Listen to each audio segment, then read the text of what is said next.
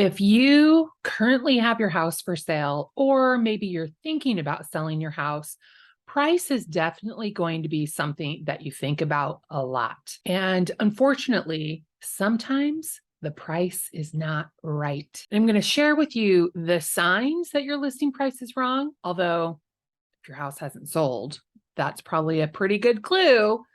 But then also what you can do about it. Whenever I meet with a new seller, we talk about what could happen once your house is for sale, because who knows? None of us can predict the future. So one of the signs that your listing price is wrong is if we get a lot of showings, but no offers. People are interested enough to schedule that in-person showing and look at it with their agent, but they are not so interested in writing an offer. So something doesn't add up to the list price. Another sign that your listing price is wrong is if the phone doesn't ring at all. If we get no showings and no offers, we definitely have a value problem. And finally, if we get feedback that indicates there's an issue with the value. If people are consistently complaining about a particular feature in the house, or maybe the house has more work than they want to do, whatever the feedback is, that's going to tell a story that usually points in the direction of there being a value problem if the listing price is wrong. So let's look at value as though it was a stool, a little three-legged stool. And there are three components that add up to that value stool: price, condition, location. If any one of those is off, well, your stool isn't going to work right.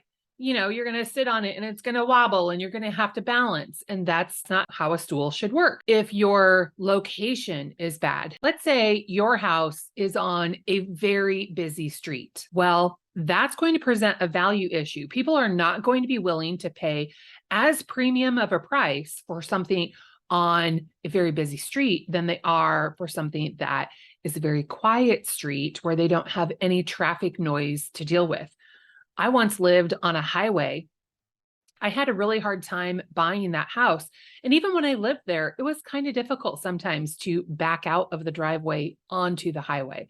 So these are things that buyers will consider, whether it's the busy road or a commercial property that is maybe loud or the behaviors are unknown.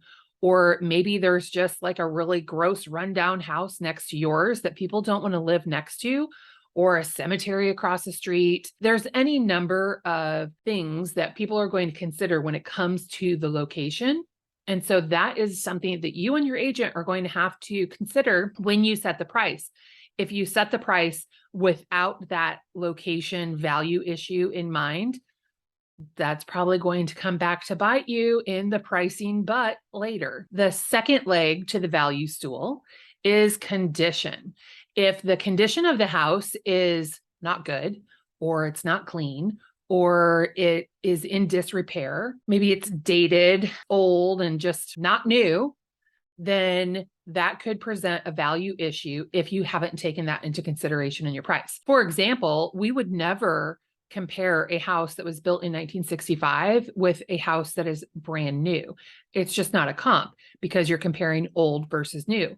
That house that was built in 1965, we would compare that to other homes priced within 10 years plus or minus the age of the home. And then we would look at similar condition. So the house that's been completely updated is not a comparable with grandma's outdated museum. That's no offense meant to grandma's outdated museum because I love those houses.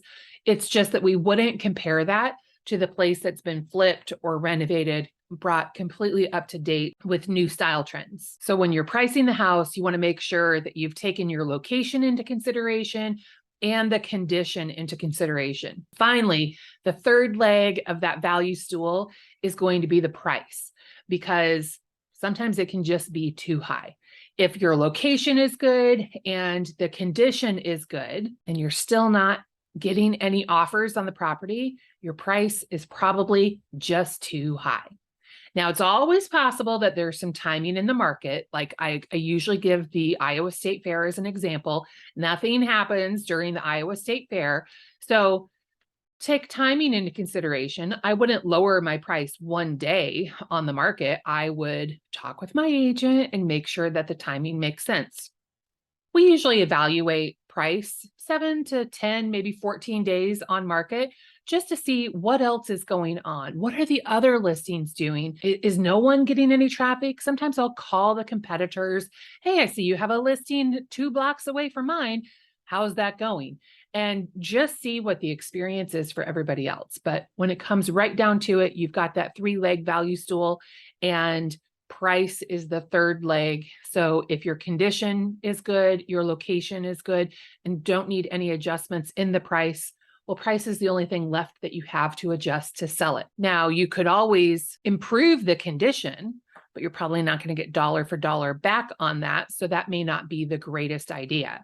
Generally, you can't improve the location, but you might be able to combat some things. Like if you had a neighbor's deck really close to your deck, you might be able to install some sort of privacy feature on your deck that eliminates that as an obstacle, for example.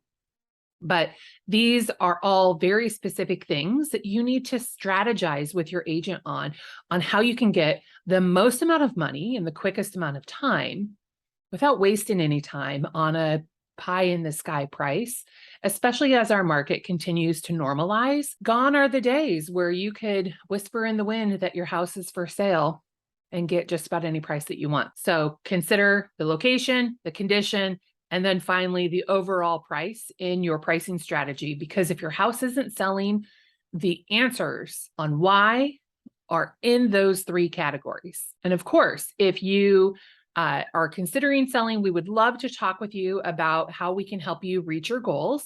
And I'll include a link below where you can schedule a call with me or my team. We'll talk to you soon.